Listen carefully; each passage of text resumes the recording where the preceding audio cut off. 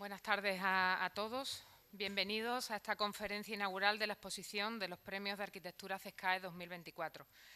Quiero agradecer la presencia a todos los asistentes, a los que están aquí presentes como a los que nos siguen online y especialmente a Carmen Sánchez, delegada territorial de Fomento, Articulación del Territorio y Vivienda en Cádiz, a Maite González García Negroto, concejala delegada de Cultura del Ayuntamiento de Cádiz, que ahora nos acompañará, y a José Luis Cordero, concejal de Urbanismo del Ayuntamiento de San Fernando.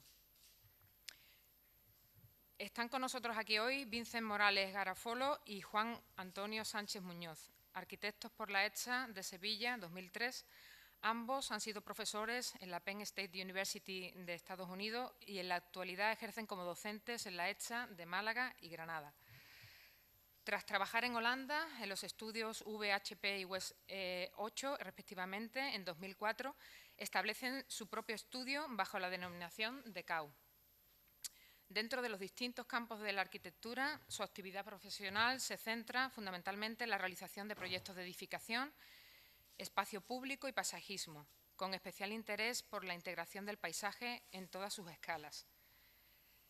El trabajo de CAU ha sido reconocido con el premio Torres Clavé 2014 por las 20 VPO, las 13 Rosas en Conil, y el premio Sánchez Esteve 2020 por Conil Home Suite, ambos reconocimientos del Colegio de Arquitectos de Cádiz. Su reciente obra, Parques Jardines Mediterráneos de La Hoya en Almería, resultado del primer premio del Concurso Internacional de Ideas, ha sido ampliamente reconocida. Premio Arquitectura 2024 del CESCAE, categoría Sostenibilidad y Salud. Premio Europeo Gubbio 2024, otorgado por ANSA en Italia. Mención de honor por intervención en ámbito urbano y al consumo y gestión del agua en los premios MAPEI 2024. Además, este proyecto ha sido seleccionado recientemente para formar parte del Pabellón de España en la 19ª Bienal de Arquitectura de Venecia 2025. Y justo ayer mismo eran designados finalistas del 5º Premio Mini de Diseño de Madrid Design Festival. Vincent y Juan Antonio han complementado la práctica profesional con trabajos en el campo editorial. Fueron codirectores y coeditores de la revista Neutra, desde 2006 a 2010. Han sido designados expertos independientes en arquitectura contemporánea para la nominación de trabajos para el premio Mies van der Rohe European Union Prize en 4 ediciones, invitados en conferencias, cursos, talleres y otras experiencias docentes, entre otros en la UIAP de Venecia y en el MIT de Estados Unidos. Su trabajo está presente en publicaciones especializadas como Arquitectura Viva, Domus, Architectural Review, Art Daily, entre otras. Creen en la experiencia perceptiva y relacional que produce su trabajo en la construcción de nuestros entornos. Todo se enlaza por el interés que más les mueve, materializar y dar cualidad y valor a lo común, a los lugares en que todos nos relacionamos, los lugares en los que lo colectivo se expresa. Ellos han querido denominar a esta conferencia Proyectar, Construir, para, siguiendo el hilo del Parque Jardines de La Hoya en Almería, entretejer resultados y procesos de su trabajo. Estamos deseando escucharos. Es vuestra la palabra.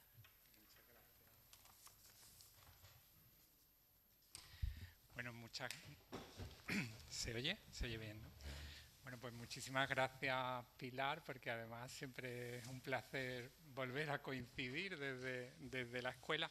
Y antes que nada, muchísimas gracias al Colegio de Arquitectos de Cádiz y a su Junta de Gobierno, bueno, a la decana y a Tomás y a todos los que conforman la Junta, porque siempre que venimos aquí es venir a casa, ¿no? Y es venir como al colegio matriz también, ¿no? Que bueno, que tengo que volver, lo tengo comprometido y lo haré.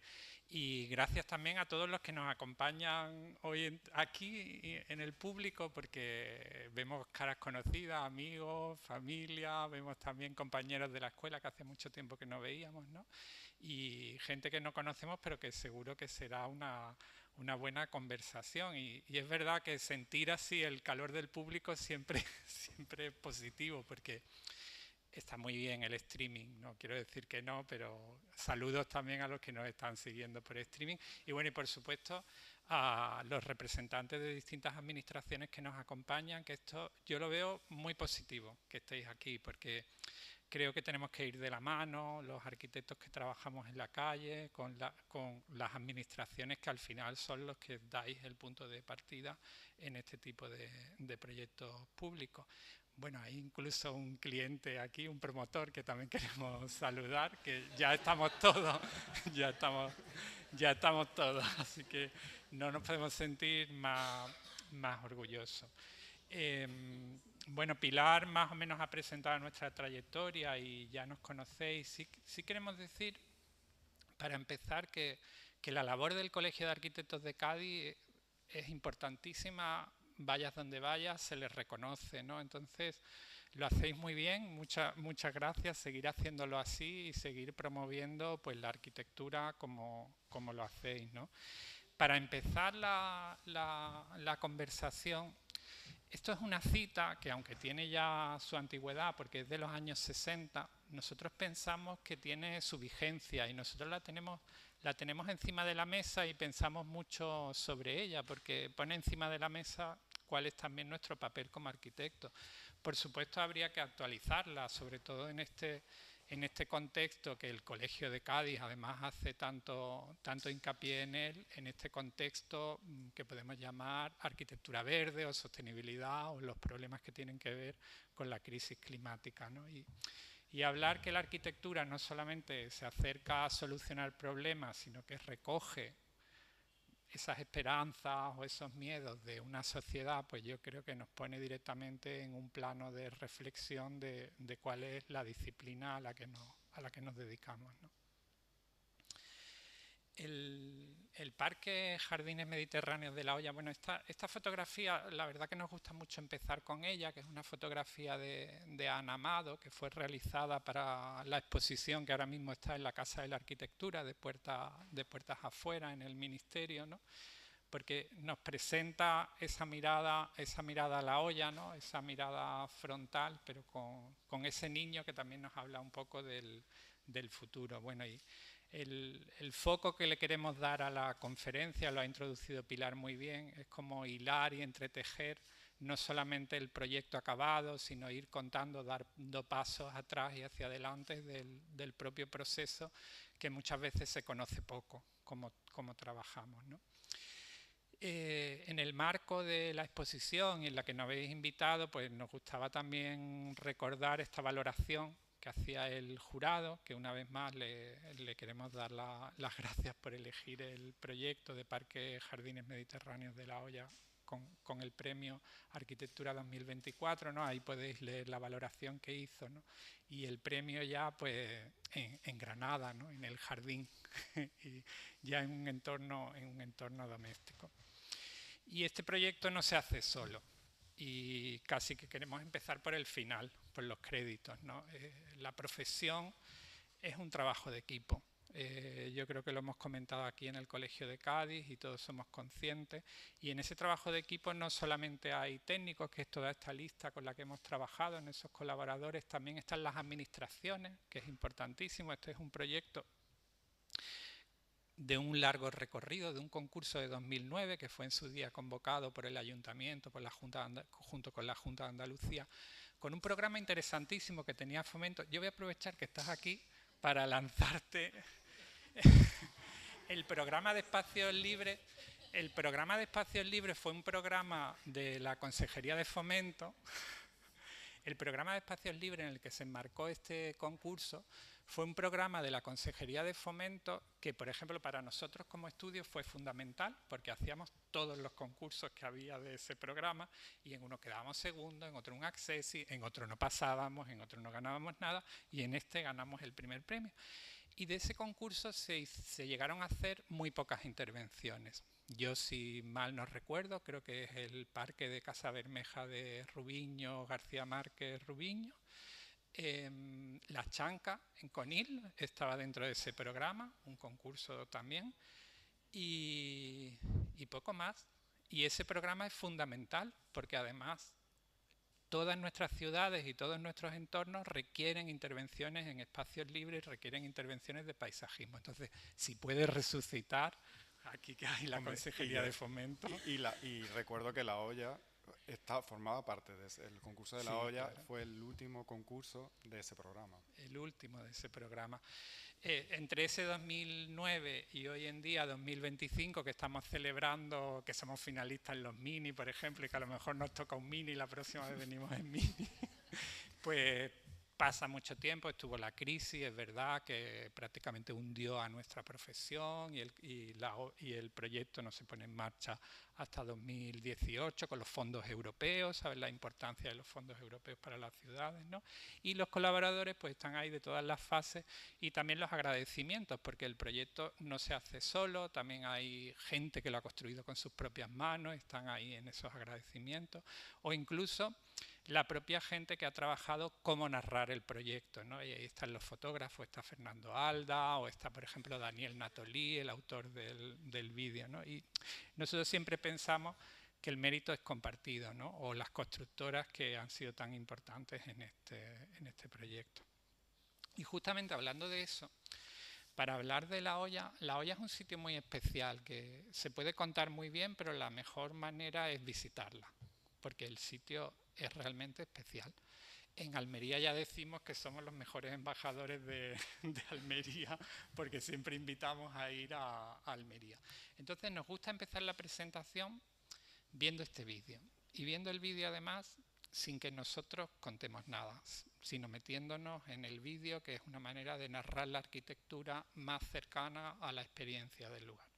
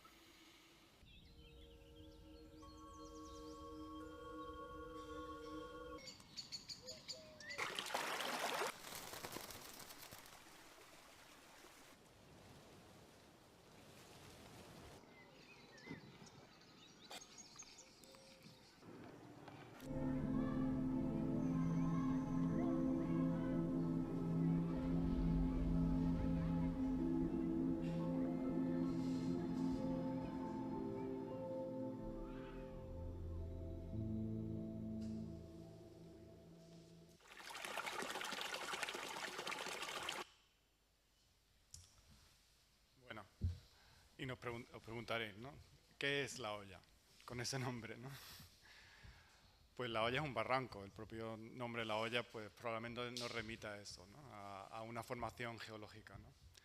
Es un barranco situado en el borde del centro histórico de la ciudad de Almería, entre los cerros de la Alcazaba y el cerro de San Cristóbal. Está cruzado de un lado a otro por la muralla de Jairán, una muralla del siglo XI, que conecta las fortificaciones sobre las dos colinas y que probablemente sea el elemento más reconocible del lugar.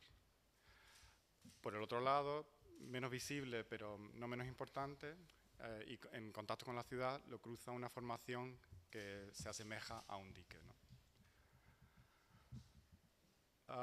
Esta intervención, como ha dicho Juan Antonio, es el resultado de un concurso de 2009. El ayuntamiento nos llama en 2019 para empezar a redactar el proyecto y la obra se hace entre 2021 y 2023. Como hemos dicho, la olla está situada en el borde mismo de la ciudad de Almería, en un entorno urbano que se encuentra directamente con el territorio natural, ¿no? Con las estribaciones y los barrancos de la Sierra de Gádor, que realmente es Sierra Nevada, pero hacia el otro lado, hacia Almería, y cuando cae Sierra Nevada hacia el mar, ¿no? Es un territorio que nos habla de las singulares condiciones medioambientales de Almería, ¿no? Su clima mediterráneo semiárido, es prácticamente un desierto, caracterizado por la aridez generalizada y por largos periodos de sequía y elevado soleamiento. Antes de la intervención, la olla presentaba este aspecto, ¿no? Era una zona olvidada de Almería, de hecho la ciudad le daba la espalda y estaba tomada por vegetación oportunista. Sus estructuras estaban arruinadas y entre otros usos ilícitos pues servía de aparcamiento informal y también de vertedero ilegal. Bueno, esto es una de esas interferencias, esto es un momento de la obra donde se reconocen dos cosas, porque la olla en realidad al final ha sido como un vertedero de 1000 años, ¿sabes? Como la olla se abandonó hace 1000 años y podemos encontrar cosas tan curiosas como aquí a la izquierda, que realmente lo que vemos, la piedra rectangular, en realidad es un trozo de material medieval, es decir, estamos viendo un tapial medieval reutilizado para hacer unos muros en el siglo XIX, y entre las miles de basuras que quitamos en una capa nos encontramos esta bolsa del Prica, que nos parecía como algo de 1980 que había también que datar y rememorar, y de hecho en una de las visitas esto se convirtió incluso en una noticia en la ciudad porque ha habido mucha lupa sobre este proyecto, ¿no? A ver, eso suena muy dramático, ¿no? Eso, la bolsa del Prica, que solo es un grano de arena en la cantidad de basura que había allí, ¿no? Pero bueno, a pesar de ese abandono, ¿no? Y sobre todo cuando nosotros fuimos a ver aquel sitio en el 9, su naturaleza era impactante, ¿no? Tienes estas imágenes, ¿no? Y solo pensábamos, este sitio solo necesita ser redescubierto. Es que el paisaje solo necesita ser restaurado, solo necesita regeneración. Todos son muchos solos, ¿no? Pero veíamos que eran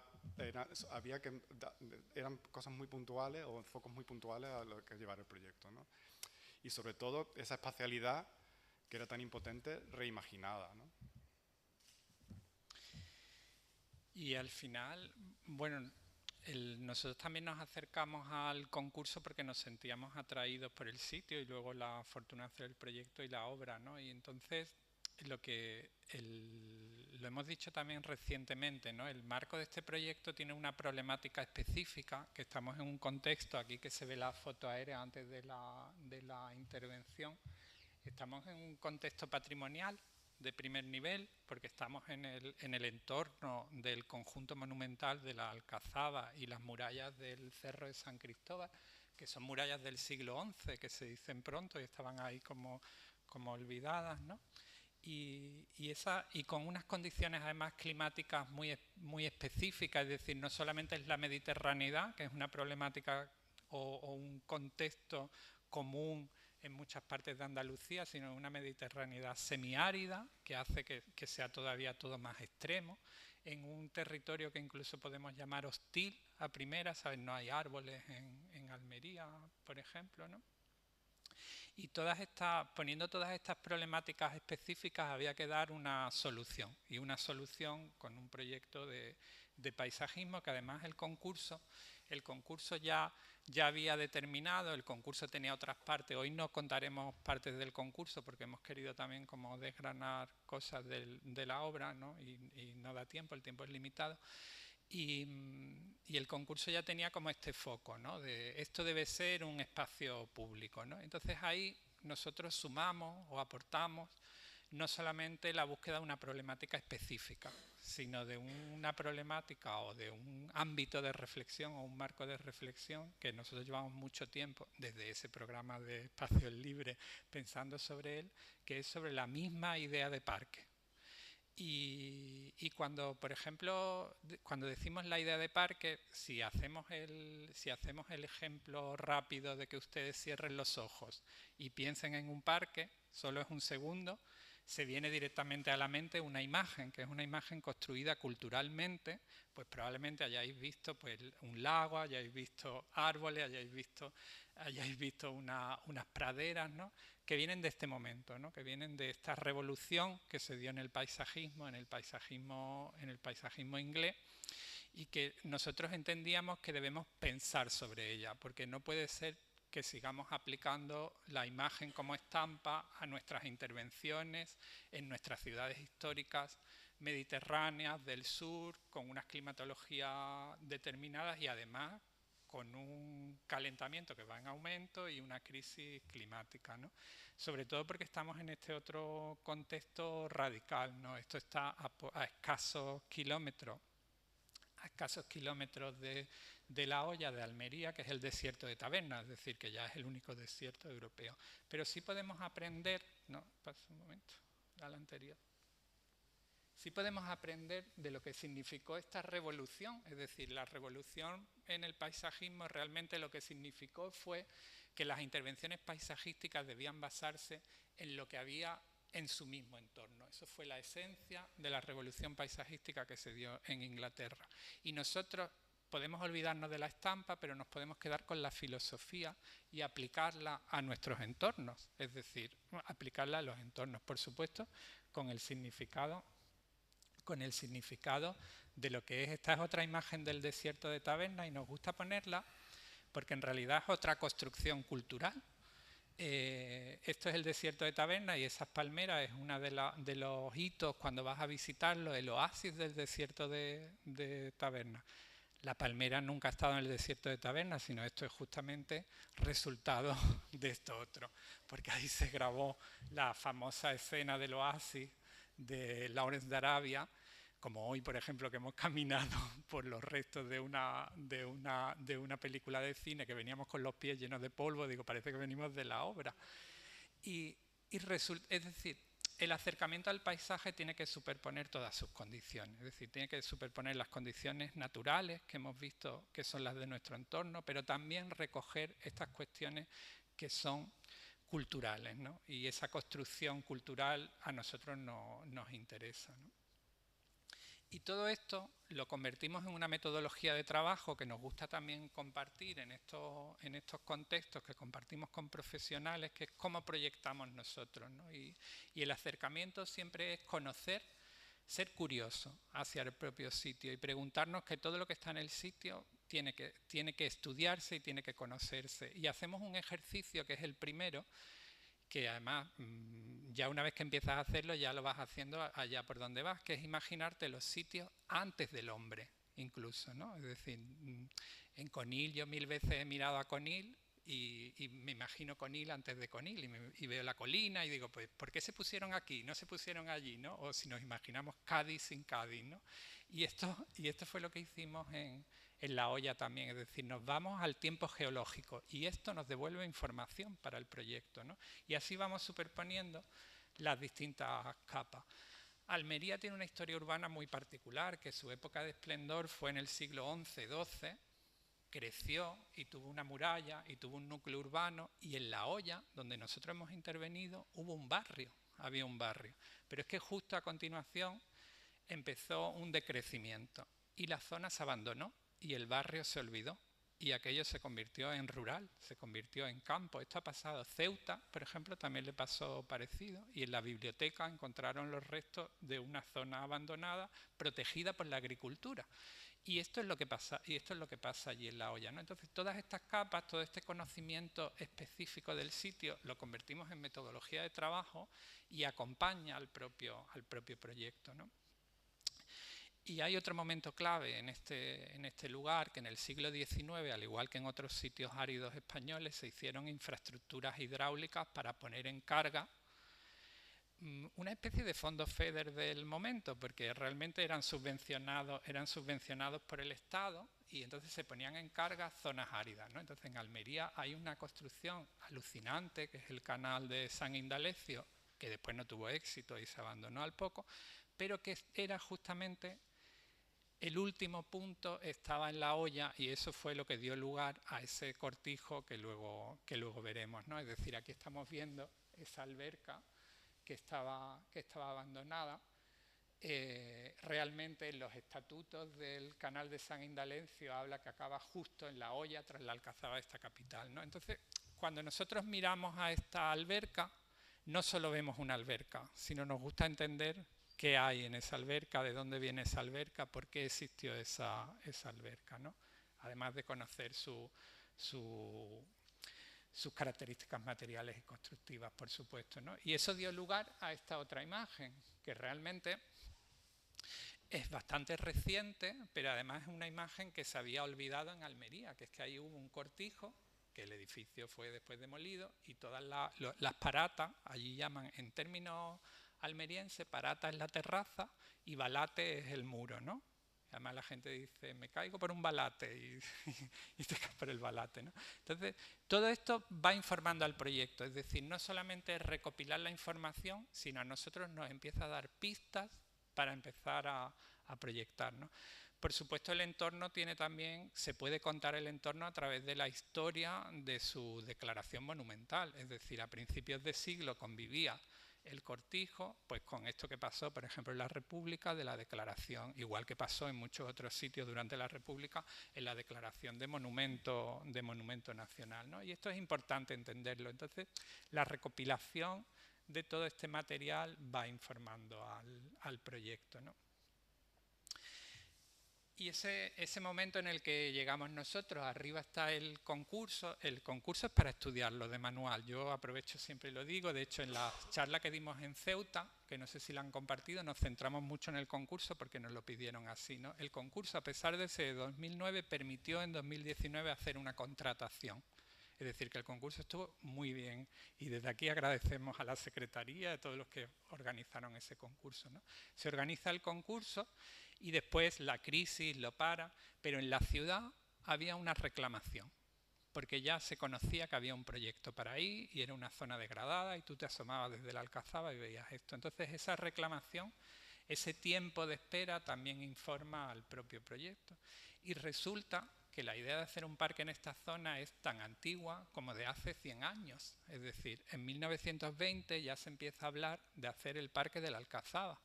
Es decir, que el otro día que estuvimos en una reunión en Almería de nuevo, volvíamos a decir, es que aquí no se había intervenido desde hacía 1000 años. Y desde hacía 100 años se había dicho que se iba a hacer un parque. Luego nosotros nos sentimos realmente afortunados de haber sido quienes 1000 años después pues hemos llegado aquí, ¿no? Y en definitiva, como conclusión, lo importante es esa idea de caracterizar los lugares, saber que los lugares están por encima de nosotros como arquitectos, ¿no? A nosotros nos obsesionaba con este proyecto de alguna manera intentar ser anónimos, intentar que el lugar siempre estuviera por encima de nosotros. Es lo que muchas veces en los ámbitos de arquitectos hemos llamado el genius loci, ¿no? Que es como el genio del lugar, ¿no? Lo que el propio lugar te manda, ¿no? Y esa es esa idea de este sitio que hasta los años 70, 80, fijaros que es reciente, en realidad había sido un cortijo en uso, pero la memoria se había olvidado de él. La memoria de la ciudad reciente, yo creo que muchas veces la historia, conocemos mejor la historia muy lejana que la historia muy reciente, ¿no? Y a lo mejor nos acercamos a un proyecto aquí y se nos ha olvidado en Cádiz, se nos ha olvidado lo que era hace 50 años. Y a nosotros nos interesaba en este rastreo cualquier huella, es decir, por ejemplo, este hito que es de una obra de 1971, probablemente de las últimas obras que se hicieron en el cortijo, sin valor, pues este hito se trató como si fuera un trozo de muralla, es decir, esto había que protegerlo y esto había que integrarlo en el proyecto, ¿no? Y esto tenía que ver con que el patrimonio, entender el patrimonio, es una componente de todas sus variables. Es decir, por supuesto hay un patrimonio cultural al que sumamos el patrimonio natural, porque estamos en un ámbito donde además tenemos especies protegidas, pero también esta especie de patrimonio social. Esta idea de que el patrimonio que viene de lo agrícola, o reconocer que lo agrícola también formaba parte de la memoria, era importante subrayarlo. O incluso ese patrimonio geológico antes del tiempo, entender que la propia roca del sitio también era importante. Bueno, lo ha dicho Juan Antonio, ¿no? Siempre decimos, y era el mantra del proyecto, era el mantra durante la obra, el proyecto ya estaba en el lugar y el lugar mandaba, ¿no? Para todas las decisiones que íbamos tomando, ¿no? El proyecto estaba ya en las laderas, que abrazaban la olla, en la muralla que dibuja su forma cóncava, en el dique que contiene la olla, ¿no? En el valle que agranda el espacio, en las terrazas agrícolas que lo geometrizan y en la red de canales que irrigaban esas terrazas, ¿no? En los escarpes y los afloramientos de roca, en la tonalidad de la tierra, en la vegetación resiliente, en la fauna silvestre, ¿no? Y en esa atmósfera árida. Nuestra labor ha sido la de atender a todas estas huellas, ¿no? Las que hemos ido encontrando, y subrayarlas e interpretarlas en una intervención que denominamos blanda, de mínima afección e hiperespecífica. Estas secciones lo que vienen a hablar es de la gran escala a la que nos estábamos enfrentando, ¿no? Esa escala de estrategia que teníamos y decisiones estratégicas de diseño que estábamos tomando, pero al fin, y también esas decisiones a una escala minúscula y tan menuda como los escalonamientos de un aterrazamiento. Por lo tanto, la intervención surge de la restauración de un paisaje heredado, la regeneración ambiental de ese lugar y su reimaginación como un espacio público contemporáneo, para pasar a ser así una capa más de la historia, y esto es importante subrayarlo, biocultural de la olla. Hablando de esa propia historia, proyectando el espacio hacia un futuro de uso ciudadano y creando un hábitat compartido. Un paso importante para nosotros fue nombrar la estructura de los espacios de los elementos que había allí, ¿no? Que en sí formaban un todo, pero que cada elemento tratábamos como, digamos, unidades de paisaje. La muralla, esto es cosa que vamos a ir repitiendo mucho durante la conferencia, ¿no? Para ir situando, ¿no? La muralla era uno de ellos, el Cerro San Cristóbal, que lo veis enfrente, las terrazas agrícolas y la red de albercas y canales a los pies de la ladera de San Cristóbal, la ladera de Alcazaba, desde donde está tomada la foto, el camino al pie de la ladera de Alcazaba, que existía ya y que daba un cortijo al otro lado de la muralla, el dique, que es, digamos, el punto de contacto con la ciudad, los taludes que caen hacia el fondo del valle de la Rambla, ¿no? y ese valle. Y esa idea del lugar manda al final fue como compartido. O sea, todo el mundo acabó hablando el mismo lenguaje, porque hasta incluso en las mesas, esto si quieres puedes poner, esto es otro vídeo que es de construcción, que es algo importantísimo para este proyecto, pero aquí sí hablaré, aunque la música sea alta. En las propias mesas de trabajo que teníamos, tanto con los técnicos municipales, con los políticos, con la constructora, ¿no? Siempre llegaba un momento en el que nosotros poníamos como argumento que si no era acorde al lugar, no se podía hacer. Es decir, como que la última palabra de aquí la tiene el lugar. Era muy abstracto, porque en realidad era una manera de que todo el mundo se sumara a una idea abstracta, ¿no? La parte de construcción ha sido fundamental para este proyecto. La gente que ha trabajado aquí ha sido fundamental, porque realmente las empresas constructoras, por supuesto, tienen muchísima trayectoria en proyectos de urbanización, pero esto no dejaba de ser un proyecto de urbanización diferente a lo que hacen en el día a día, sobre todo con esa idea que nosotros hablamos de intervención mínima y de construcción blanda, ¿no? Es decir, pues no vamos a usar hormigón, vamos a trabajar con técnicas que realmente es patrimonio inmaterial, como la construcción de piedras, ¿no? O por ejemplo todo el trabajo con la vegetación, con plantas autóctonas, ¿no? Entonces los jardineros que lo habéis visto en la foto fueron realmente magníficos y acabaron interpretando todos los planos y acabaron trabajando a mano. Este vídeo también es de Daniel Madrid, que es un compañero arquitecto de Málaga, pero que ahora está en la línea, está en Cádiz, ¿no? Y también pasa por aquí, pero vamos a acabar de ver el vídeo.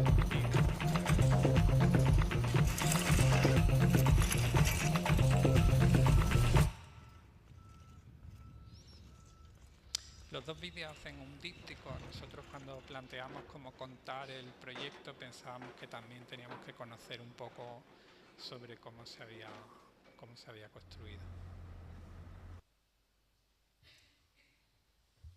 Quizá uno de los momentos más emocionantes que experimentamos fue la vuelta del agua, ¿no? A aquel sitio, al sistema de albercas y canales que en aquel pasado había irrigado aquellas terrazas agrícolas. Ese momento en el que el agua volvía a entrar en la alberca alta, que es la que ven en la foto, que es el principal reservorio del sistema que existía allí y que se volvió a llenar. Y que tras recorrer las terrazas a través de la red de canales, desde cuando ese agua llega por fin a la alberca baja, ¿no? Estos son nombres, tanto alberca alta como alberca baja, nombres que nosotros fuimos poniendo. Allí en Almería utilizan el término balsa también para estos elementos, ¿no? Es importante señalar que la recuperación de este sistema no solo se llevó a cabo por razones patrimoniales o formales, ¿no? Sino es que realmente es la manera de regar el parque, ¿no? El sistema de albercas y canales forma parte de la red de riego, del sistema global de la red de riego. La alberca alta es el inicio del sistema, como me he dicho antes, mientras que la baja es como el gran reservorio, ¿no? O el segundo reservorio de donde parte el riego por goteo, que se hace desde un bombeo, ¿no?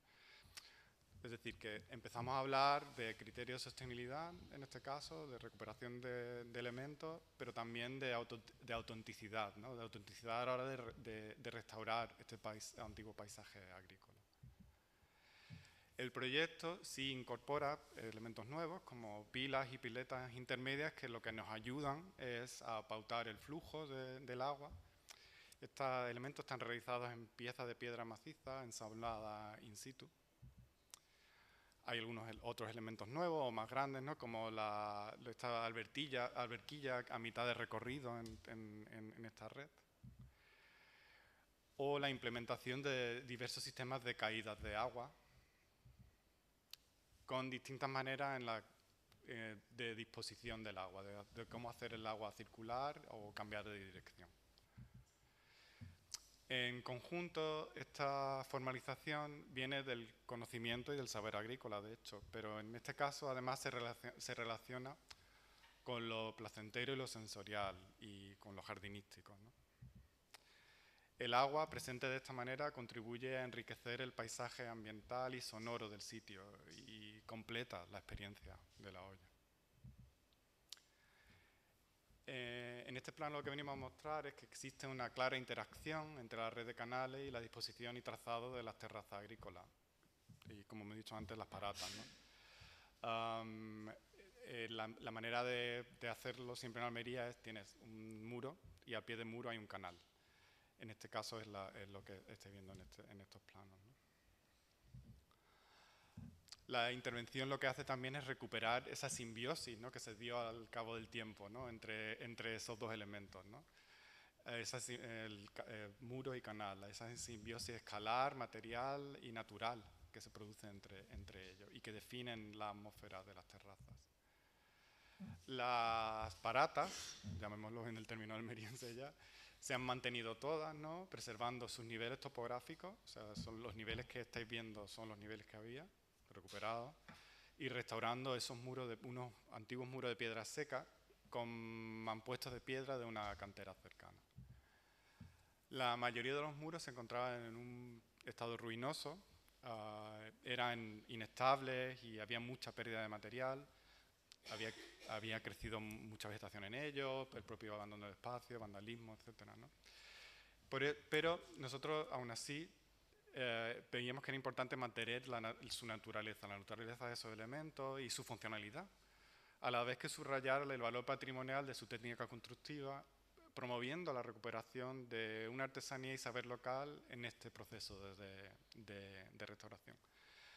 Los de mejor factura pues se quedaron vistos, ¿no? Los dejamos vistos, y los de más ruinosos pues los fuimos como amortizando, ¿no? Y esto se ve un poco en estas secciones constructivas, que era la manera sistemática de cómo ir operando en aquel sitio, como los que se mantienen, los que se quedan ahí y amortizamos, ¿no? Envolviéndonos con este nuevo muro de piedra seca, y los tramos que sí tenemos que realizar, algunos tramos nuevos. Todo esto realizado por gravedad y con un mínimo aporte de mortero en el peor de los casos.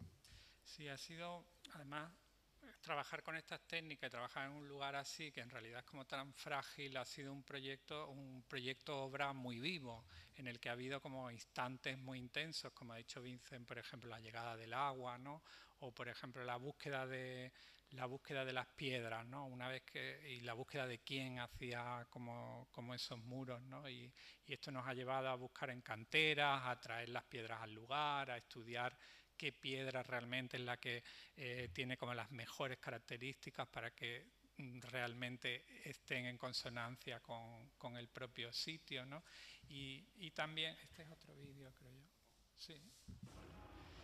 Y esto fue una fortuna, realmente encontrar a estos artesanos, que creo que eran 4 o 5 de origen marroquí, porque en Marruecos todavía guardan ese conocimiento que además está declarado como patrimonio inmaterial de la humanidad, la técnica constructiva de la piedra seca, ¿no? Y en Almería ya no sabía quién hacía esto, ¿no? Pero estos nuevos almerienses, porque son almerienses que viven en Almería, hicieron todos los muros que estáis viendo, es decir, que se cargaron ellos mismos una cantidad de muros bastante interesante. Y en julio y agosto en Almería. Sí, sí, además, de hecho, nos hicieron una prueba para ver si se iban a quedar o no en la obra, y cuando llegamos, dice, pero ¿algún comentario? Digo, pues que está demasiado perfecto, ¿sabes? No puedo decir otro comentario, y esto es una fortuna. Y esto yo creo que los arquitectos también lo debemos reivindicar, que las manos que trabajan en las obras son parte del proceso y son también meritorios pues, de estos premios y de estos reconocimientos, ¿no? Y yo creo que vale para la arquitectura, pero vale en realidad para la vida en general. Y esa idea del proyecto vivo, ¿no? Pues os queríamos poner como este ejemplo de obra, ¿no? Nosotros está subrayado allí en amarillo, un círculo amarillo, lo que parece como una mata, en realidad es una planta protegida, vulnerable, que es un harto, que hay muchísimo, bueno, está muy reducida, y cada harto que se encontraba tiene la misma protección que, por ejemplo, tiene la muralla a nivel cultural. Los ámbitos normativos son muy parecidos, y el proyecto empezó viendo cada una de las especies que había, ejemplares, localizándolos, y no podían ser traslocalizados, es decir, se tenían que quedar in situ y el proyecto se tenía que quedar. Muchos de ellos, la mayoría, habían nacido de manera en muros arruinados y se tenían que quedar allí donde estaban, ¿no? Pero no había problema, es decir, el muro lo acogió, lo abrazó, y luego el canal de agua lo rodeó, ¿no? Entonces el proyecto también está lleno como de estos pequeños que pueden ser como fallos, podemos decir, pero que a nosotros nos han dado muchísima riqueza y que enriquecen mucho el sitio, ¿no? Por ejemplo, hay algunos muros que de repente hacen un giro raro, una panza rara, y dices tú, ¿y esto por qué está así? Y es porque detrás había aparecido un bien arqueológico y el muro lo tuvo que torcer, ¿no? Pero no el muro del proyecto, sino el muro de piedra seca anterior. Es decir, sí. Entonces, así hay como el proyecto tiene una capa casi invisible, que es de estas pequeñas cosas que muy pocas veces son contadas, porque llegar hasta este nivel, ¿no? es muy complejo. Estamos hablando ya de un parque público, ¿no? Que era el programa que nos estaban pidiendo. Entonces, a esos muros que eran tan bellos, ¿no? Pues teníamos que adosar una rampa y una escalera, que decidimos que fueran de la misma naturaleza, masiva y pétrea, ¿no? Porque originalmente aquellas terrazas, no os podéis imaginar, para moverte entre ellas o era por unos taludes de tierra muy empinados o unas piedras incrustadas en la pared que escalaba. Es decir, que eso no era compatible con hacer este sitio un lugar de un parque público, ¿no? Entonces, implementamos este sistema de escaleras y rampas que nos ayudan a definir recorridos y lugares estanciales, por supuesto acompañados por ese y integrado en esa red de canales de agua, ¿no? La piedra empleada en los muros viene de una cantera local, como he dicho antes, apenas 25 kilómetros de distancia, pero de resto que ya estaban acopiados y casi olvidados durante años. Es decir, que para esas piedras no fue extraída para nuestro proyecto, estaba allí. Era una piedra que habían dado o la habían puesto en stand-by o lo tenían como resto o no se sabía muy bien, ¿no? Esta práctica no extractiva y de reuso también define la estrategia de pavimentación. Por ejemplo, ¿no? El pavimento terrizo, el que veis allí, viene de un árido, que es la imagen que tenéis abajo, de los restos de extracción de la urbanización del IKEA de Almería, que estaban acopiados en un sitio de árido, ¿no? O la piedra de cantería, cuando hacemos las piezas, las pilas y los canales, los restos de esas piezas de pilas y canales son los que dan pie al pequeño adoquinado que aparece por todo el proyecto.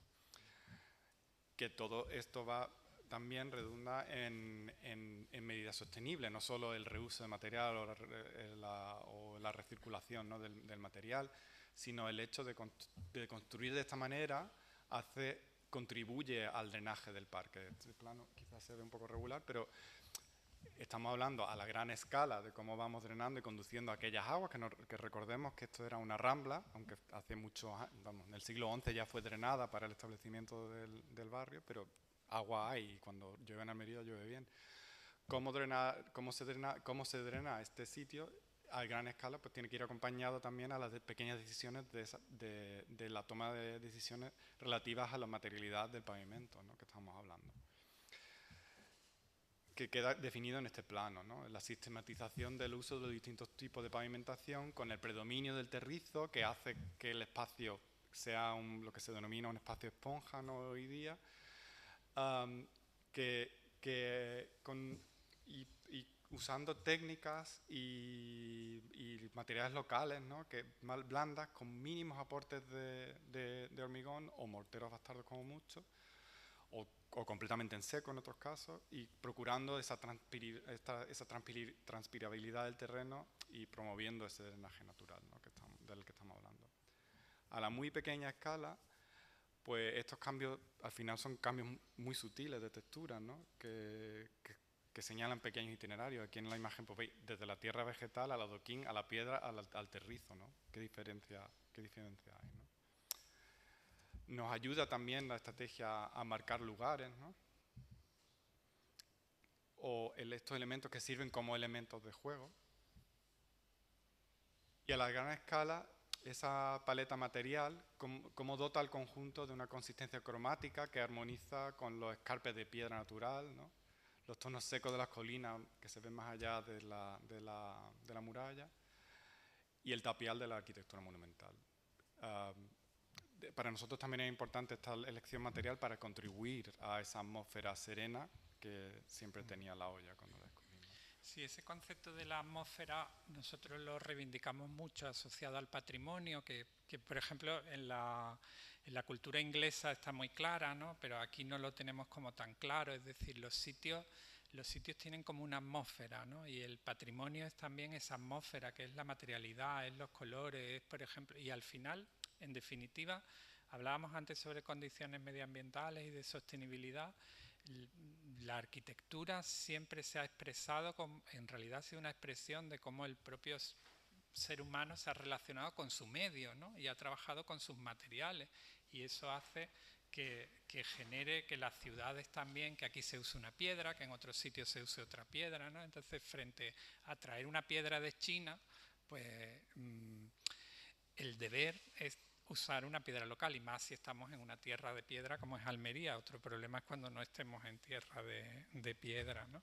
Y esa cuestión de la atmósfera, pues pasaré. esa cuestión de la... bueno, esto lo continuabas tú. Bueno, eso es lo que tú quieras. No, bueno, continuabas tú. No, o sea, que la vegetación, por supuesto, hablamos mucho de lo pétreo, ¿no? De todo esto, ¿no? Pero que la vegetación, por supuesto, juega un papel fundamental, ¿no? En este caso, ¿no? ¿Qué vegetación? ¿No? Pues una paleta vegetal que se ha planteado que es principalmente nativa, autóctona, del espectro mediterráneo semiárido, ¿no? Al que se incorporan una serie de especies de otros ámbitos mediterráneos del mundo y lo que se conoce y denominamos cosmopolita, que las invitamos a la olla y que son todas adaptadas y no invasivas, ¿no? Y que producen toda esta riqueza de textura y colorido en distintos momentos del año, ¿no? Sí, ese concepto de invitadas nos gustaba, ¿no? Como decir, principalmente es autóctono, pero también en la propia historia de las plantas hay un tránsito y un movimiento de plantas. Por ejemplo, hay una aquí que genera un gran conflicto, que son las chumberas, que son como especie invasora, tal y cual, pero es que este sitio fue un huerto de pencas, como llaman en Almería a las chumberas y a las tunas, ¿no? Entonces también formaba parte de la memoria del lugar, aunque la mayoría murieron con la plaga de la cochinilla, pero los 3 ejemplares que quedaban, nosotros entendíamos que en un contexto de un parque podían estar, ¿no?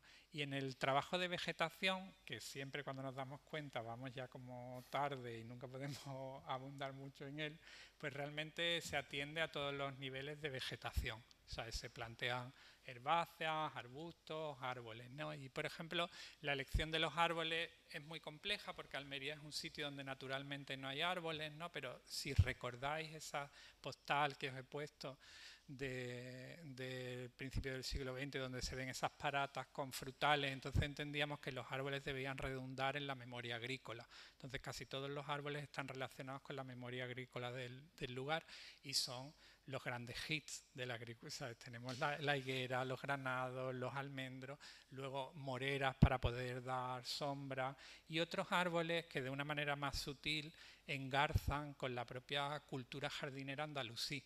Entonces hay algunos árboles que ya estaban presentes en los tratados de agricultura justamente hechos en el entorno de la Almería Taifa, ¿no? Entonces son como pequeñas historias que están dentro del proyecto. Y por ejemplo otro momento muy emocionante de la obra fue la plantación de los primeros árboles, ¿no?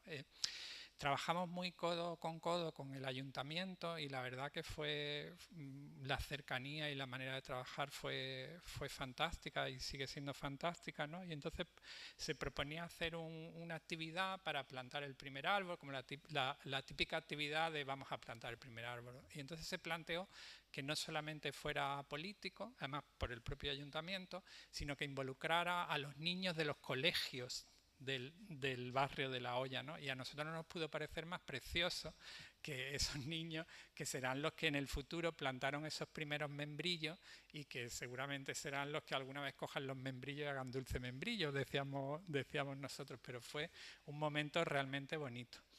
A nivel jardinístico, pues también se hace un degradado, es decir, hay zonas que son de pura restauración, que son las laderas, por ejemplo, o los taludes, hay otros que son las paratas que guardan esa memoria agrícola y luego hay otros que tienen una condición más jardinística donde de manera natural se hace una mezcla de toda la paleta vegetal con los elementos que hemos dicho, ¿no? Eligiendo también acompañamientos en torno al arto, por ejemplo, ese elemento protegido. El valle, que es como esa imagen, ¿no? que llama tanto la atención, porque es así, ¿no? Es un sitio donde abunda la protección arqueológica, eso primero, ¿no? Nosotros veíamos, por lo tanto, que tenía que ser un manto continuo de herbáceas, sobre todo, ¿no? O los árboles eran muy puntuales, lo veremos luego, ¿no? Esas agrupaciones lo generamos en torno a lo que denominamos roales, ¿no? Que son geometrías o formas de agua, o que recuerdan a esa geometría de formas de agua que el discurrir del agua deja en el fondo de la rambla, en este caso abstraído y llevado a otra escala, pero que se agrupan para formar estos espacios y que tienen una experiencia, ¿no? Que ahora veremos, ¿no? Pero sino también porque tienen una función infraestructural como retención de agua y de humedad. la imagen de esos roales es muy potente desde arriba, ¿no? De esas fotos fantásticas de Fernando Alda o la propia Alcazaba de Almería que está arriba, o el Cerro de San Cristóbal, todo el mundo mira para abajo. Es casi de estos proyectos que tiene que la foto, la vista de pájaros forma parte del proyecto mucho, ¿no? Pero también está esta sensación de estar dentro. ¿Qué significa estar dentro de este sitio, ¿no? El estar envuelto y donde está desdibujada esa forma. Mientras que la multidireccionalidad que aporta, pues ofrece esa experiencia, ¿no? de un juego en sí mismo, de poder recorrerlo, ¿no? Nuestra gran fantasía, yo creo que todos recordamos cuando hemos sido niños, o quien tenga niños lo ve, que correr en círculo es el mayor divertimento que existe. Entonces no hay zona de juego, pero todo el parque es un gran juego. Y realmente en el vídeo de Nathalie, por ejemplo, esa imagen final de la noche con los niños corriendo, ¿no? Es decir, eso ocurre, es decir, que es intencionado, no es solamente un dibujo, sino tiene muchas capas superpuestas, ¿no? Y la principal, una característica invisible de la olla es su condición arqueológica.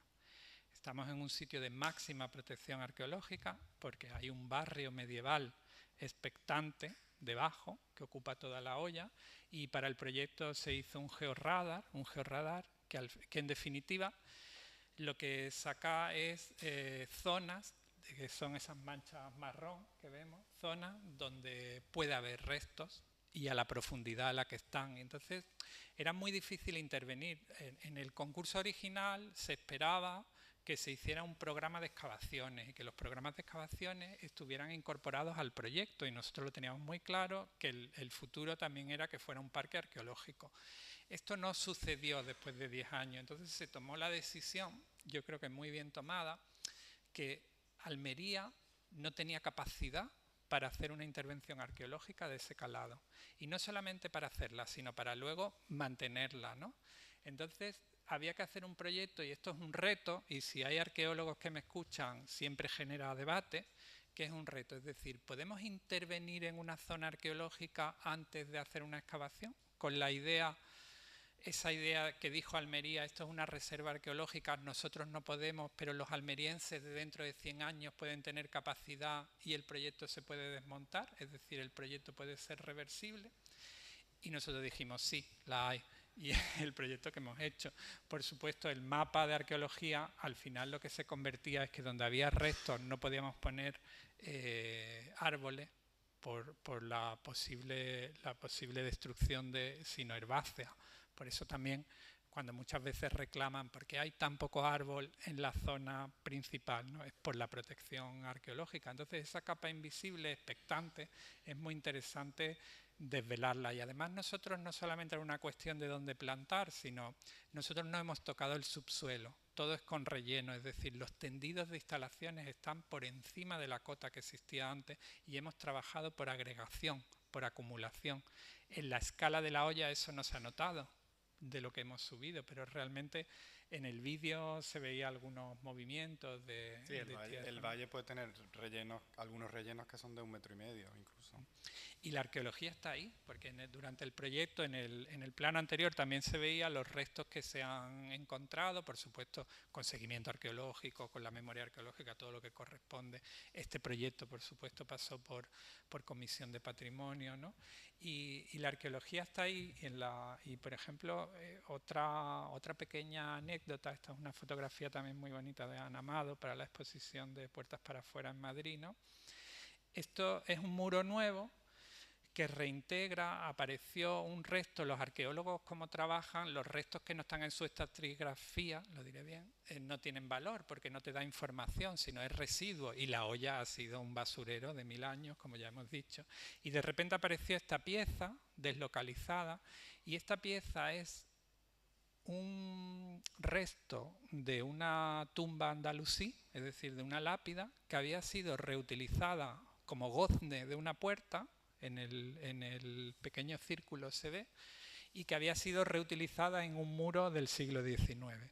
Y los que estaban haciendo la obra dijeron, pues a mí me gustaría ponerla. Digo, pues bueno, claro, ponla y ahí se queda, ¿no? Entonces la olla está llena de estas pequeñas cosas, ¿no?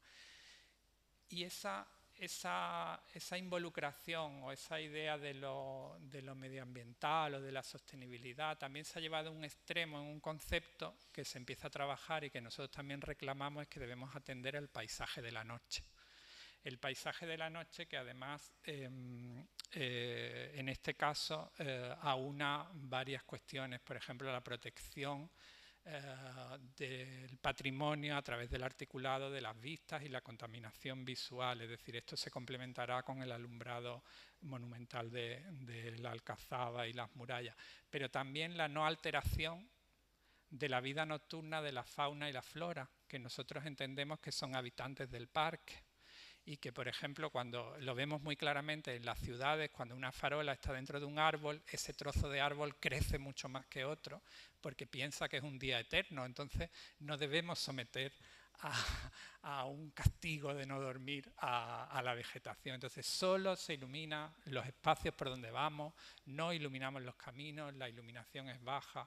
Y Almería tiene también una condición muy particular, que es la protección del cielo nocturno por su cercanía con Calar Alto, con el observatorio. Y eso permite que la ciudad no esté con esas luces LED que están poniendo en toda España. Por favor, concejal de urbanismo de San Fernando. Y si ponen luces LED que desnudan las farolas y ya luego no le ponen, parece que las farolas están desnudas, pónganle unos cristalitos que eviten los deslumbramientos. Entonces ese tono, esa temperatura del color era importantísima para el proyecto. Entonces el proyecto de noche extiende la idea de que el lugar manda, que no podíamos hacer una agresión al lugar. Todas las acciones llevadas a cabo resultan en ahondar la memoria, ¿no? Utilizamos mucho la palabra memoria de ese paisaje. Incluso aquellos momentos más difíciles de este sitio, los momentos de abandono. Nos intrigaba mucho esta imagen, ¿no? de que ya casi ni se ven los muros, ¿no? De piedra y de cuando era un descampado, ¿no? Pero decíamos, aquí hay un valor, el orden agrícola ha desaparecido, ha aparecido otro orden. También veíamos que esa fenomenología se podía, o por lo menos intentar formalizar, ¿no? En el producto del paso del tiempo. Sí, tenemos paratas ordenadas con alineaciones de árboles, pero hay paratas donde ocurren otras cosas, ¿no? Donde generamos un camino que discurre más o menos sinuosamente entre la nueva plantación que incorporamos. Este paisaje, por lo tanto, se restaura para preservar su autenticidad y se le implementan estrategias sostenibles para asegurar su futuro, y un futuro que se acompaña sin duda con la idea que el espacio público es contemporáneo, es un lugar de diálogo, encuentro y respeto. En el caso de La Hoya es también un hábitat compartido. Sí, por ejemplo, esto donde estaba el antiguo cortijo se hizo una pequeña zona de huerto que en realidad estaba sin diseñar porque entendíamos que ahí era la propia expresión de los jardineros, es decir, esos jardineros que trabajan en el sitio, el mantenimiento que es tan importante, deben tener también su propia expresión. Al final ellos son los que... una de las diferencias entre la jardinería y la arquitectura, entre el paisaje y la arquitectura es más estática y todo lo demás es vivo, es decir, las plantas van a crecer y van a evolucionar, ¿no? Y el huerto, la verdad que lo tienen, como dicen en Granada, de primor. O sea, aquí con las cañas y todo, ¿no? Y en este año pues han pasado muchas cosas en el parque, ¿no? Y el parque se está usando, por ejemplo, ya por segunda vez han hecho el Día de la Paz con la lectura de niños, o ocurren cosas, también han ocurrido otras que no son tan positivas, pero bueno.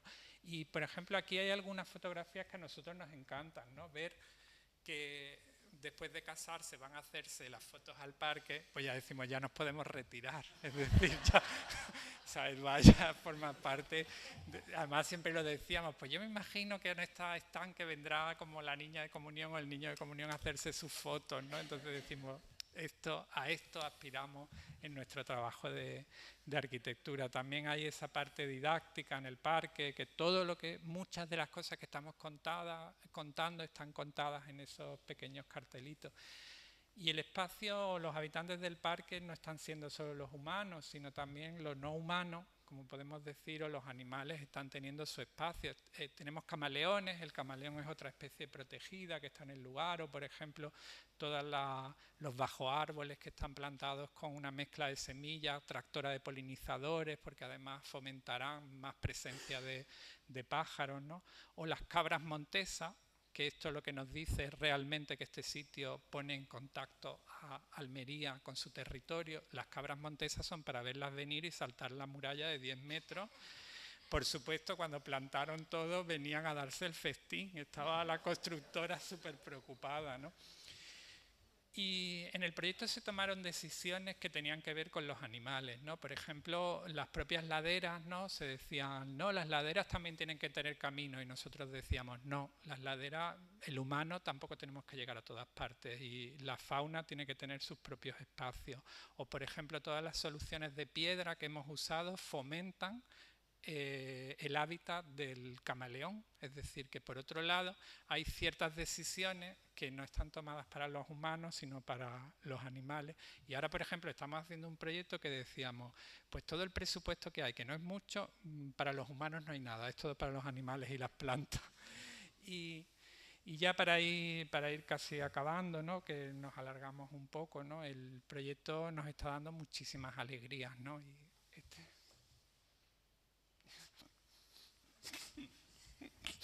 cuéntalo tú.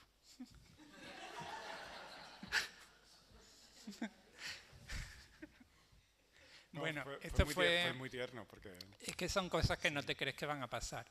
El día que se estaba con la grabación de los vídeos de Puertas para Afuera, llegó a visitar el parque pues esta señora mayor que iba con su nieta, ¿no? Y en la exposición, si vais a verla a Madrid, pues me emociono. No, ella decía que ella había vivido uno de estos cortijos, ¿no? Que estaban a lo largo de este canal, ¿no? Ellas les daba una alegría increíble ver que volvía a haber agua en un cortijo. Ella seguía visualizando que el parque era un cortijo, ¿no? Claro, y ella decía, ahí había vivido su tío en este cortijo, ¿no? Y decía, esto está igual. Evidentemente no está igual. Esto está igual, lo habéis dejado igual que estaba, con el agua y todo. Y dice, bueno, estas higueras necesitan más riego, a ver si regáis más, no sé cuánto, ¿no? Y es realmente emocionante, ¿sabes? Ver que realmente esa idea de la memoria perdida, el proyecto la ha recuperado. Bueno, sabes que está también un poco un momento más dramático, ¿no? Al parque hay que ponerle vallas, ¿no? Pero en todo caso, y una valla una verja que nosotros hemos diseñado, ¿no? Y una verja donde aparece el nombre de la olla, ¿no? La olla ya no es la trasera olvidada de la ciudad de Almería. La olla es un lugar reconocible, ¿no? para los almerienses, ¿no? Y también otro momento muy emocionante, ¿no? Tal y como expresaba esta chica, esta usuaria en una entrevista reciente, decía, de nuevo una nueva almeriense, origen ucraniano o ruso, decía, para ella la olla es el alma de Almería, ¿no? Que nos parecía muy chulo. Volvemos al pasado, ¿no? Volvemos a ese 2009, cuando teníamos mucha menos edad, y estábamos haciendo el concurso, ¿no? Cuando visitamos aquel sitio que tenía una componente ciertamente un poco había un poco de preocupación, era un poco violento, porque realmente era un entorno muy difícil socialmente, ¿no? Muy conflictivo, ¿no? Pero en el centro de la olla vimos esto, ¿no? Esta imagen esperanzadora, ¿no? De dos niñas jugando con una pelota, y su padre, creemos que su padre, observando sentado sobre una piedra, ¿no? Y esta es una imagen que nos ha acompañado todos estos años, ¿no? Recientemente, pues de nuevo nuestra querida Ana Amado capturó esta otra imagen, ¿no? Con su cámara. En el centro del valle, entre ya nuestras agrupaciones de vegetación, en un sulcus primigenio que genera el proyecto, ¿no? Con un dibujo, ¿no? De grandes baldosas de piedra que marca un lugar vacío abierto a actividades organizadas o espontáneas, está en el mismo lugar en el que aquella familia jugaba, ¿no? en el 2009. En mayo del año pasado, unos chavales jugaban ahí, ¿no? con la pelota, ¿no? Una imagen cotidiana, esperanzadora, que es a lo que el proyecto siempre ha querido aspirar. Y que en cierta manera vuelve a la cita del principio, ¿no? Esa cita que hemos compartido, ¿no? Y bueno, solo daros las gracias.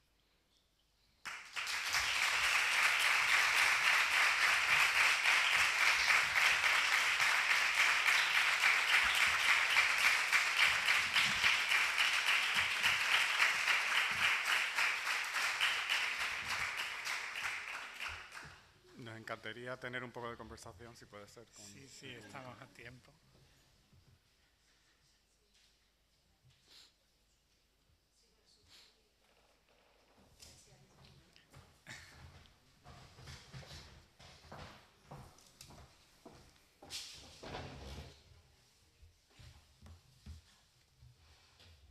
Creo que dan ganas de abrir un pequeño coloquio y seguro que hay alguna palabra en el público, alguna pregunta, alguna cuestión que os quieran plantear. La primera.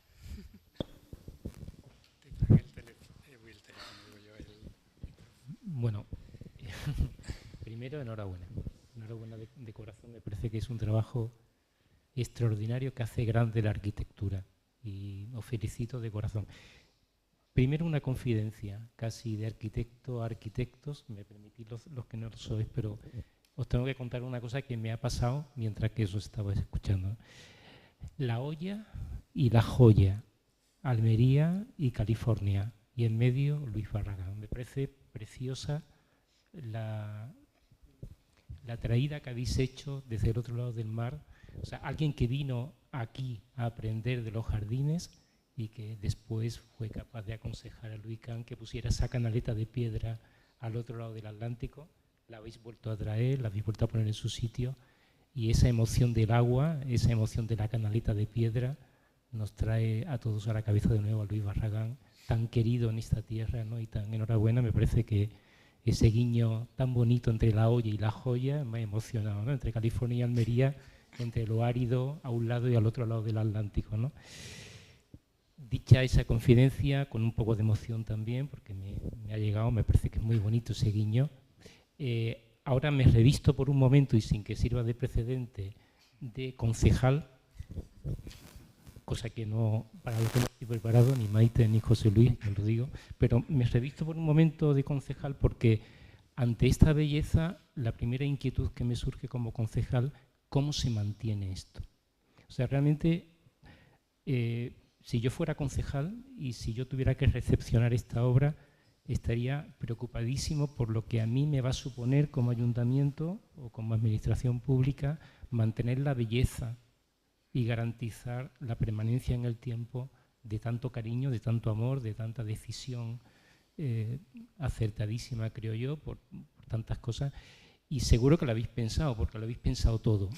Y entonces me gustaría que un poco, ahora me quito el disfraz de concejal, quiero decir disfraz en el buen sentido de la palabra, que hicierais un poco esto, porque creo que es un buen feedback para una administración pública, el cómo unos arquitectos también han llegado a pensar seguramente en este reto, ¿no? El reto del mantenimiento. Sí, pues muchas gracias por la confidencia como por la pregunta. Además, en Almería mucha gente llama a este espacio no la olla, sino lo llama la joya. El mantenimiento es un reto, y es un reto que además es compartido. En dos ocasiones, por ejemplo, nosotros hemos trabajado el plan estratégico del Parque del Alamillo, que es de gestión de fomento además, y tuvimos la oportunidad. El Parque del Alamillo forma parte de una red de parques europeos, y tuvimos la oportunidad durante la redacción de reunirnos con gente de distintos parques, ¿no? Y el gran reto del espacio público y sobre todo de los espacios blandos y de los espacios verdes es el mantenimiento. Es decir, que es una problemática compartida. O, por ejemplo, cuando el premio italiano, en la misma mesa que estábamos con el equipo holandés en un sitio como Holanda, ¿no? Que tú puedes pensar que el mantenimiento lo tienen resuelto, también era el reto. Allí, en ese caso, con el exceso de agua y nosotros con la falta y luego el mantenimiento. Y nosotros siempre, desde el principio, en las conversaciones con el ayuntamiento y todo, decíamos que el mantenimiento es clave, porque las manos que cuidan los jardines son las que hacen que luego los jardines sean posibles, y que la única manera para que este jardín siga bello es que se genere un vínculo emocional con él. Nosotros siempre hemos defendido que lo primero es que debería haber como una cuadrilla fija, no gente rotatoria. Porque al final, bueno, aquí hay jardineras en la sala, yo lo tengo que desvelar, y que me corrija si no es así. El jardinero con su conocimiento de día a día al final sabe que esta planta va mejor en este rincón que en aquel, porque la planta es un ser vivo, ¿no? Entonces, eso es primero, y ahí estamos teniendo un problema generalizado que muchas veces son empresas de gestión, es decir, ya no están las figuras o cada vez menos están las figuras de los jardineros municipales o de los jardineros de un parque, y eso genera un problema.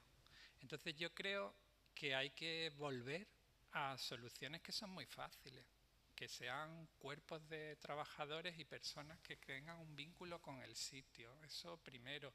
Después que el mantenimiento sea cotidiano. Este parque tiene algunas partes frágiles, por ejemplo, los muros de piedra tienen su fragilidad al ser de piedra seca, y un muro de piedra seca tiene sentido cuando un agricultor pasa todos los días por al lado de él y cuando ve que una piedrita se ha caído la vuelve a poner, porque si no empieza a desmoronarse como un castillo de naipes.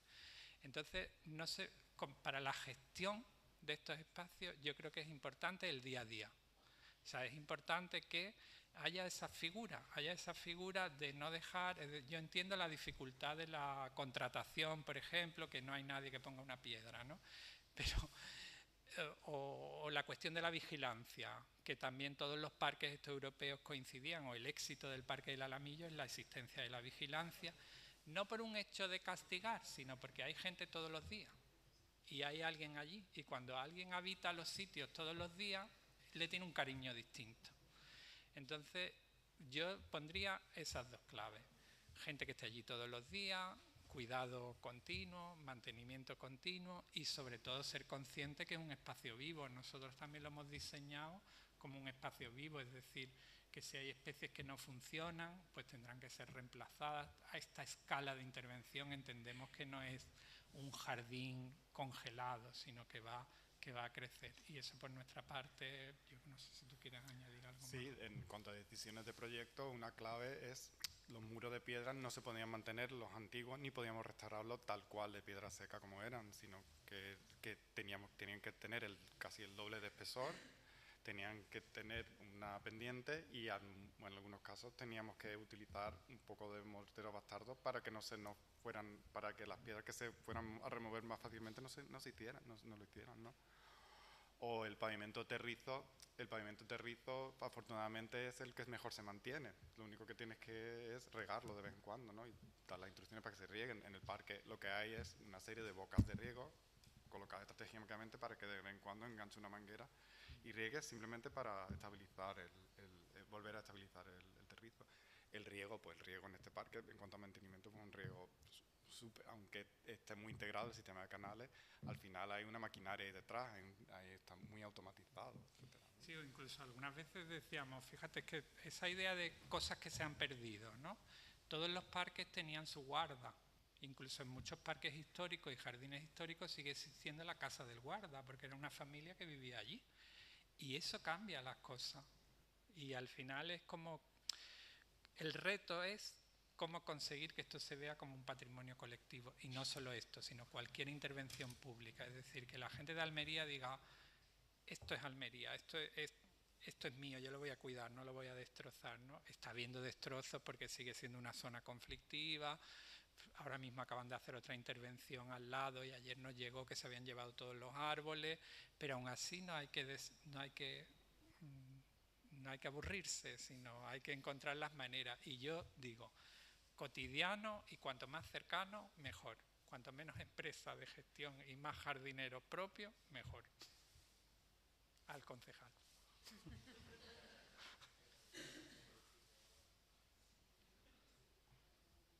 ¿Alguna palabra más en la sala? Venga, sí, que hay muchas caras ahí. José, Carmen, Stanis, Enrique, tenéis cara de preguntar.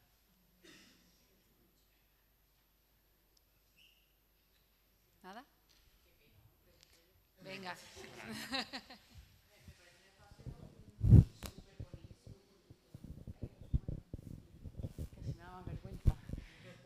¿Qué tal? Que me parece un espacio súper bonito y lo que habéis dicho antes de la idea de que parezca un lugar donde fluye, ¿no? Como que hay una corriente, como si hubiese un paso de agua o algo así, pero me sorprende que no haya ningún sitio que haya sombra.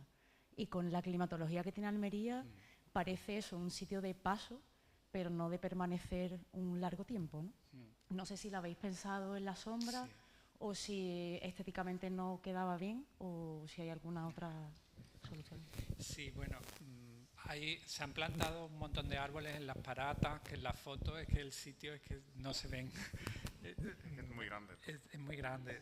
El tema de la sombra, por ejemplo, en todo el valle, por la protección arqueológica, se han plantado árboles de manera puntual, donde permitía plantar árboles que son moreras, que están aisladas, que tendrán un desarrollo, es decir, también ahora mismo no se ve, pero si la morera coge todo su esplendor, la morera va a dar una sombra magnífica. Los espacios estanciales, casi todos, si yo no te digo todos, porque seguro que si ponemos con la lupa encuentro alguno que no, están asociados a donde están los árboles, es decir, hay que darle tiempo también. Y por ejemplo, cuando todos los árboles, todas las alineaciones de árboles de las paratas, de las terrazas agrícolas crezcan, el paisaje va a ser otro, es decir, va a volver de una manera a esa estampa de principios de siglo cuando era una explotación agrícola de frutales, ¿no? Entonces, la sombra ahora mismo no está, nosotros esperamos que llegue y mientras tanto, pues volviendo al ejemplo del Parque del Alamillo y volviendo, por ejemplo, a algunas cosas que hemos comentado antes, ¿no? Esto quizás es polémico. Hay horas a las que no se puede ir a ningún sitio en Almería. Y el Parque del Alamillo, por ejemplo, es un ejemplo que cada vez más retrasa más su hora de cierre porque en verano, porque la gente llega a las 12 de la noche y ya me parece que están cerrando a las 4 de la mañana. O sea, es decir, que esto no significa que no debamos hacer sombra, que en este caso particular la sombra está determinada por la arqueología y necesitamos tiempo que los árboles crezcan. Y la sombra va a aparecer donde creemos, por lógica, debería estar, que es sobre todo en los caminos de los aterrazamientos agrícolas y puntuada en el valle y en algunos otros sitios, ¿no? Incluso hay otro debate que en un momento dado salió que tiene que ver con la ley de patrimonio y con la protección de las vistas. Es decir, hubo un momento en el que se decía que el árbol podía ser una contaminación visual a la muralla. La muralla es tan bestial que aunque nosotros pusiéramos ahí una arboleda, no la oculta. Eso se solventó en los pasos que tienen el proyecto, pero es decir, el sitio tiene tantas particularidades que las decisiones son todas hiperespecíficas. ¿Nos hubiera gustado más sombras? Sí, pero... Llegará. Pero es una pregunta interesantísima, gracias por sacarla. Pues Vincent y Juan, la verdad es que solo podemos dar las gracias, no solo porque venís cada vez que os lo pedimos, sino por esta lección que nos habéis dado hoy. Si una conferencia y contar un proyecto desde las tripas, como habéis hecho, siempre es un acto de generosidad brutal, lo que habéis hecho de contarnos todo el proceso del proyecto y demás me parece maravilloso, además de muy generoso. Dejadme solamente que destaque algunas cosas que habéis dicho, que yo creo que se nos pueden quedar como en el recuerdo y terminamos con estas cosas, como que el lugar está siempre por encima de nosotros, lo habéis dicho varias veces y me parece precioso. Como habéis hecho un proyecto atendiendo a las huellas y eso también es estupendo y además en relación a la sombra, esto que habéis hablado, me parece una forma inteligentísima de proteger los restos arqueológicos de esta manera que habéis hecho, brutal. Hablabas tú, Juan, de pequeños fallos cuando hablabais de las especies que estaban en los muros y demás. Creo que esos pequeños accidentes, por no llamarlos fallos, hacen que sea todo mucho más bonito. Son las pequeñas imperfecciones que hacen que sea maravilloso. Y la verdad es que me quedo con esto último de que no es solo un dibujo, que hay muchas capas superpuestas y por supuesto muchísimas horas detrás de este proyecto y muchísimo trabajo y se nota. Yo creo que nos quedamos todos con las ganas de irnos hasta Almería, por lejos que nos quede, para conocer la olla. Muchísimas gracias a los dos. Gracias y enhorabuena. Gracias.